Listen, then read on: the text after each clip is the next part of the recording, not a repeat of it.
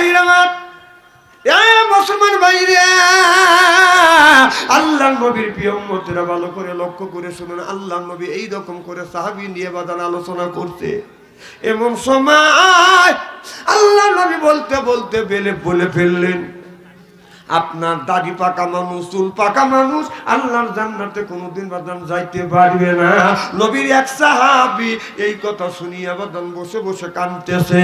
আল্লাহর নবী বলে, ওগো সাহাবী, কেন তুমি কাঁদো? সাহাবী বলে, ইয়া রাসূলুল্লাহ, ইয়া হাবিবাল্লাহ, আপনার কথা মিথ্যা হবে না। ও নবীজি, আপনি বলেছেন চুল পাকা মানুষ, দাড়ি পাকা মানুষ আল্লাহর জান্নাতে যেতে পারবে না। নবী গো, আমার মাথার চুল পেকে গেছে, দাড়ি গুনি পেকে গেছে, আমি আল্লাহর জান্নাত থেকে যেতে পারবো না। আল্লাহর নবী বললেন, সাহাবী রে, তুমি তো ভালো করে বোঝো নাই আমার কথাটা, তবে আমি বলছি, আল্লাহ যদি এই মুহূর্তে তোমারে জান্নাতে দেয়, তুমি কি জান্নাতে যাবা?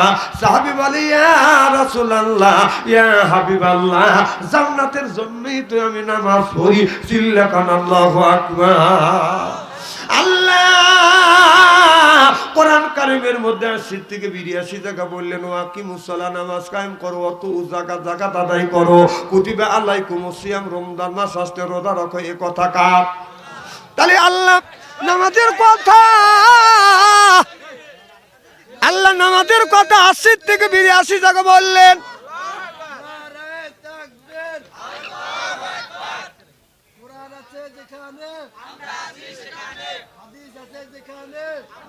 আচ্ছা, এইরকম অবস্থা হয় কে?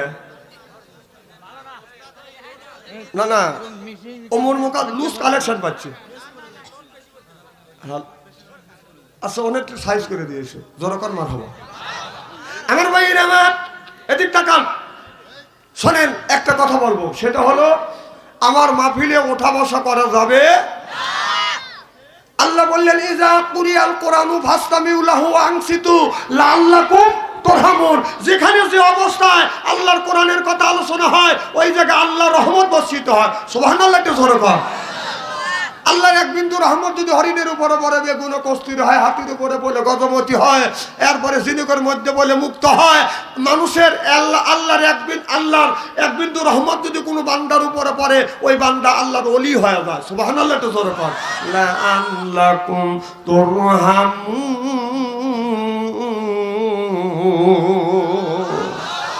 তাহলে 1 নাম্বার ওঠা বসা করা যাবে, আর 2 নাম্বার আমার দিকে চায়া থাকতে হবে। আমি যদি বলেন, হুজুর মাহফিল এসে কি বিপদে বললাম, ওঠা বসা কি করে যাবে না? হ্যাঁ, যাবে। যদি যখন যাওয়ার যদি জরুরত হয়, বিপদ আসতেই পারে মানুষের।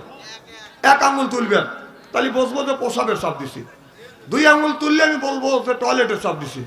3 আঙুল তুললে আমি বলবো যে বিড়ির নেশা ধরছি। এ জ্ঞানটা আমার আছে। আর 4 আঙুল তুললে আমি বলবো যে প্রেমিক মিস কল দিছে, দেখা করতেই হবে।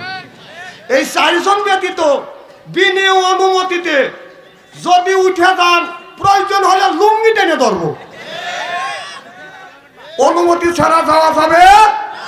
আমি কোন সুযোগ দিলাম, 4 আঙ্গুল পর্যন্ত তুলতে পারবেন। কয় আঙ্গুল? 8। তাহলে 1 নম্বর ওঠা বসা করা যাবে না, 2 নম্বর আমার দিকে চায়া থাকতে হবে। আলেমের চেহারা দিকে চায়া থাকলে সগিরে গুনাহ মাফ করে দেয় কে? যেরকম চেহারা কি একেবারে খারাপ নাকি? ভাই মাশাআল্লাহ, যেরকম মারহাবা। আমার ভাইরা আমার, আল্লাহ নবী বললেন, সাহাবী রে, আল্লাহ যদি তোমাকে এই মুহূর্তে জান্নাতে দেয়, তুমি কি জান্নাতে যেতে চাও? সাহাবী বললেন, ইয়া রাসূলুল্লাহ, ইয়া হাবিবাল্লাহ, আমি জান্নাতে যেতে চাই। এবার আমার নবী বললেন, সাহাবী, আল্লাহ যদি তোমাকে এই মুহূর্তে জান্নাতে দেয়, তুমি কি চাও? সাহাবী বলে, ইয়া রাসূলুল্লাহ, ইয়া হাবিবাল্লাহ, আল্লাহ যদি জান্নাতে দেয়, আমি বুড়া মানুষ, বেশি কিছু চাইগো না গো নবীজি, বেশি কিছু চাই না। আল্লাহ যদি জান্নাতে দেয়, স্বর্ণের আপনার স্বর্ণ দিয়ে জন্য একটা বিল্ডিং দেয়। কি শখ বুড়া মানুষের? বেশি শখ নাই, স্বর্ণের একটা বিল্ডিং চায়। সুবহানাল্লাহ, একটু জোরে কর। একটা স্বর্ণের বিল্ডিং দিলে কোনো অসুবিধা আছে কি? আর আল্লাহ নবী বললেন, সাহাবী, আল্লাহ স্বর্ণের একটা বিল্ডিং দিবে। আর তুমি কি চাও? সাহাবী বলে ইয়া রাসূলুল্লাহ, ইয়া হাবিবাল্লাহ, শুধু বিল্ডিং দিলে তো হবে না, আমি একটা খাট চাই। আল্লাহ নবী বললেন আল্লাহ তোমাকে খাট দিবে। এবার সাহাবী বলে ইয়া রাসূলুল্লাহ, ইয়া হাবিবাল্লাহ, এই ধরনের খাট দিলে হবে না। কয় কি ধরনের খাট? আল্লাহ যেন হিরে কাঞ্চন মুক্ত দিয়ে যেন একটা খাট দেয়। দেখছেন না বুড়ো মানুষের শখ, স্বর্ণের বিল্ডিং, হিরে কাঞ্চন মুক্ত দিয়ে একটা খাট চায়। আল্লাহ নবী বললেন আল্লাহ তোমাকে খাট দিবে, ঘরের মধ্যে বসবাস করবে, আর ঘুম আসলে খাটের মধ্যে তুমি ঘুমাইবে। খাবারের তোমার প্রয়োজন, খাবারের জন্য কি তোমার মনে কিছু চায়? সাহাবী বলে ইয়া রাসূলুল্লাহ, ইয়া হাবিবাল্লাহ, খাবারের জন্য তো আমার দরকার আছে, আল্লাহ যেন আমাকে আপেল ফল আঙ্গুর ফলের বাগান দেয়। আল্লাহ নবী বললেন সাহাবী, দুনিয়ায় এত ফল থাকলে কেন তুমি আঙ্গুর ফল চাচ্ছ? এবার আর সাহাবী বলে নবী গো, আমার দাঁত মুখের মধ্যে একটা দাঁতও নাই, আল্লাহ যদি আপেল ফলের বাগান দেয়, আপেল ফল আমি কামড়াইয়া খাইতে পারবো না। এর উপরে পেয়ারা ফলের বাগান দিলে পেয়ারা ফল আমি খাইতে পারবো না। আল্লাহ যদি ডালিম ফলের বাগান দেয়, সেটাও আমি খাইতে পারবো না। ও নবীজি, আল্লাহ যদি আঙ্গুর ফলের বাগান দেয়, মুখের মধ্যে নিয়ে আমি মাছটি দিয়া ঠাসি মারবো, রসে আমার পেটটা ভরিয়া যাবে। চিল্লাকান আল্লাহু আকবার, নারে তাকবীর।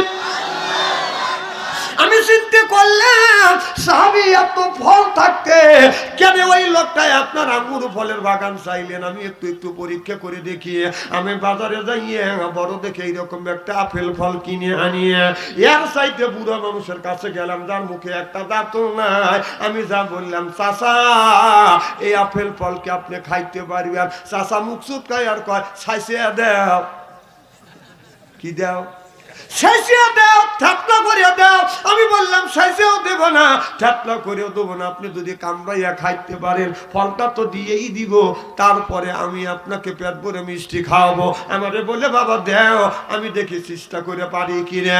আমি লক্ষ্য করে দেখলাম মুরুবি ফলটা হাতে নিয়ে এরকম করে ঘুরোতে আর পজিশন লিখছে কোন জায়গা কামড় দিবে, দাঁত তো নাই, এইরকম করে কামড় দিছে, অমনি স্লিপ কেটে গেছে। হাসেন না, এটা হাদিসের কথা। সুবহানাল্লাহ, এটা জোরে কথা। আমি আর চোখের পানি ধরে দেখতে পারিনি। আরে আল্লাহ, বুড়া মানুষ আপেল ফল খাওয়ার জন্য, ফলটা তো ছোট না বড় আপেল ফল, যেই কামড় দেখালি ফসকে যায়, স্লিপ খাইতে আসে। আমি চোখের পানি ফেলে দিয়ে আমি তওবা করতে লাগলাম। আল্লাহ রসুলের হাদিস আমি বিশ্বাস করেছি, কিন্তু পরীক্ষা করবার জন্য আমি একটু আপেল কিনে নিয়ে এইরকম করে আমি পরীক্ষা করছি। আমি তওবা করলাম, আল্লাহ মেহেরবানি করে তুমি আমারে মাফ করে দিও। আল্লাহ নবী বলে রে সাহাবী, আল্লাহ পেয়ারা ফলের বাগানও দিবে না, আপেল ফলের বাগান দিবে না, ডালিম ফলের বাগান দিবে না, আল্লাহ তোমাকে আঙ্গুর ফলের বাগান দিবে। সাহাবী বলে নবী গো, আল্লাহ যদি আঙ্গুর ফলের বাগান দেয়, একটা একটা করে নিব, মাছটির মধ্যে দিব, মুখের মধ্যে দেবো, মাছটি দিয়ে ঠাসি দিব, রসে আমার মুখটা ভরে যাবে, আমি ডোক গিলে গিলে ডোক চিবে চিবে আমি খাবো।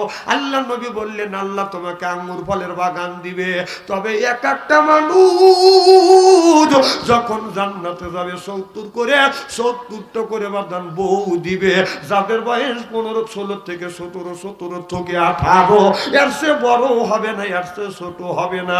এক একটা পুরুষকে 70টা করে বউ দিবে। এই বউ, এই হুর দিবে। এই মানুষ হুরের চেহারার দিকে যখন বাদান তাকাইবে, এক নজরে ছায়া থাকবে, 70,000 বছর চলে যাবে, চোখের পলক ফেলবে না। সুবহানাল্লাহ বললে না? এই হুরে এত সুন্দর চেহারা, কত সুন্দর হয়ে মানুষ এক নজরে ছায়া থাকবে, 70,000 বছর চলে যাবে, কত সুন্দর হলে। আমাদের দেশের কিছু মহিলা আছে বাদান পায়ে পরে হাই হিল, পায়ে পরে হাই হিল করতেছে, কিলকিল ঠোঁটে লাগা লটকে পিঠ দুবো কেড়ে দেয়, শীত রাস্তা দিয়ে চলে, পেটো খালি পিঠো খালি। আমি হিসাব করে দেখলাম ওই মেয়েটা অরিজিনাল শয়তানের শালি। যুবকের হাতে তালি সেরে না অলি গলি জোর জোর কন ঠিক কিনে। আমাদের দেশের মেয়েরা চেহারা যদি বাদান হাই পাই, আপনার কোন জায়গা কি লাগাবে বাদান দিশে পায় না। সামনে হলো বাদান কাটা, বামে আছে বাদান ফাটা, পিছনে আছে কেসি গেট, সামনে হচ্ছে বাদান এই পর্যন্ত আছে বাদান ফাঁকা। জোর কন ঠিক কিনে। কাটা ফাটা সেরা জামা নারী দিয়া গা সব কামিজ, কাটা ফাটা সেরা জামা নারী দিয়া গা ওর না উড়াইয়া নারী রাস্তা দিয়া যায়। যেরকম ঠিক কিনে। আমার ভাইরা মা, মহিলা রাস্তা দিয়ে যদি বাদান হাইটিয়া যায়, একবার তাকালে আল্লাহ মাফ করে দিবে, দ্বিতীয়বার তাকালে আল্লাহ তার আমলনামায় বাদান গুণ লিখবে। একবার যদি মহিলার দিকে তাকান যায় আল্লাহ মাফ করে দিবে, দ্বিতীয়বার তাকালে আল্লাহ আমলনামায় গুণ লিখবে। আজকালকার যুবক ছেলেরা বলে হুজুর রাস্তা দিয়ে গেলে ডাইনে দেখি মহিলা, বামে দেখি মহিলা, সামনে তাকালে মহিলা, পিছনে যদি তাকাই মহিলা দেখি, উপর দিকে যদি তাকাই দোতলার উপর থেকে তিনজন মহিলা মাথা বাইর করে আছে, ব্লাউজের আত্মা কুত্তয় খাইছে।